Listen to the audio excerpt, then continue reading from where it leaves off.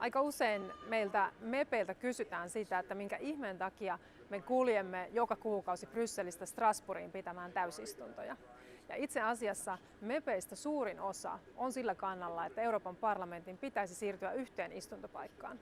Itsekin kuulun tällaiseen single seat-ryhmään, jossa ajamme sitä aloitetta, että jatkossa Euroopan parlamentti kokoontuisi vain yhdessä paikassa. Mutta itse asiassa Euroopan parlamentti ei saa sitä päätöstä tehdä.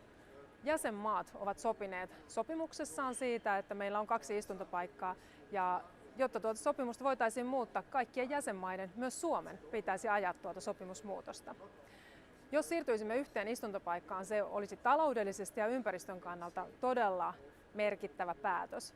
On arvioitu, että vuosittain 2 istuntopaikasta tulee yli 100 miljoonaa euroa ylimääräisiä kustannuksia ja se tuottaa päästöjä 19 000 tonnia. Siis todella järkevä päätös olisi siirtyä vain yhteen istuntopaikkaan. Itse osana single seat-ryhmää ajan tuota päätöstä ja toivon, että saan sille myös suomalaisten tuen.